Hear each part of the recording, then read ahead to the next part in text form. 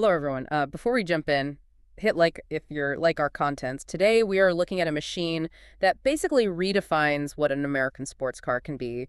We're doing a deep dive into the newly updated 2026 Chevrolet Corvette C8 ZR1 and its monster of a sibling, the hybrid ZR1X. Yeah, monster might actually be an understatement here. Our mission today is to unpack these staggering performance numbers, but also to really look at the significant technological overhaul inside the cabin. This isn't just a basic refresh. No, it's a fundamental shift. And let's start right in on the power wars, because looking at these specs, I honestly thought I was reading a typo. You mean the 1064 horsepower? Yes. A mid-mounted twin-turbo V8 producing over 1,000 horsepower in a standard Corvette. Completely real, no typo there. And that's just the baseline. If you opt for the ZR1X, you get the hybrid all-wheel drive variant. That electrification bumps the total output up to 1,250 horsepower. I mean, 1,250. But for a car, you can still service at your local Chevy dealership. It's totally unhinged. But the acceleration stats are what really, grabbed my attention.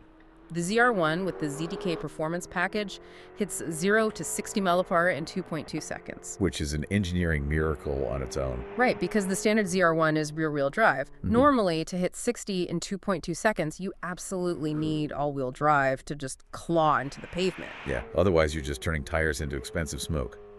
But Chevy managed to tweak the chassis and the standard adaptive suspension so precisely that a rear-wheel drive car can hook up and launch that hard. The standard ZR1 sits at about 2.5 seconds, which is still incredibly fast. Defying physics. And if you keep your foot down, sub-10-second quarter mile and a top speed of 233 mph. Which means they had to massively improve the brakes. You can't have a 233 mph missile without a parachute. Handling that kind of thermal energy requires massive stopping power. At those speeds, you aren't really driving anymore. You're piloting. And since we are piloting, let's talk about the cockpit.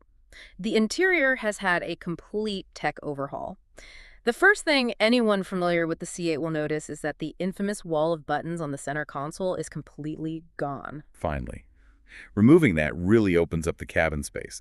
They've moved to this new 3-screen layout. You have a 12.7-inch center screen, a massive 14.0-inch driver info display, and a smaller 6.6-inch screen on the left. And what's really cool is how you can fluidly bounce data between those screens depending on what you need at that exact moment. Plus, thank goodness they brought back a physical volume knob. Tactile control matters. But my favorite quirky detail inside is actually the new wireless phone charger. Oh, right, the one with the specific lid. Yeah, it's there to keep your phone from flying when the fun starts. Think about those G-forces. If you launch 0 to 60 in 2.2 seconds or brake from 200 mph, an unsecured phone becomes a dangerous projectile. That's both hilarious and a little terrifying. It really puts 1,250 horsepower into perspective. But despite all these race car vibes, there is still some practicality here, right? Surprisingly, yes.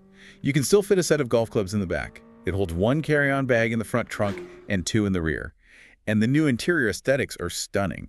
You got options like the sky-cool interior with habanero accents or the very dark atmosphere look. Very dark atmosphere sounds amazing. But let's talk economics, because all this performance has a serious cost. It does. The pricing starts at $182,395 and goes all the way up to $228,395. And the fuel efficiency is exactly what you'd expect. The ZR1 gets roughly 14 mpg combined. Ouch. Though the hybrid ZR1X does get slightly better highway mileage around 19 mpg thanks to the electric motors. But let's be honest, no one buys this car to save on gas. Definitely not. So for you listening out there, we want to leave you with a provocative thought. Right. With 1,250 hybrid horsepower, a 233 mph top speed, and interior features specifically designed to literally combat G-forces, does this represent the absolute peak of driver-focused engineering, or have we finally crossed the line into pure, unmanageable excess? Something for you to mull over. Stay tuned for more automotive news, and goodbye.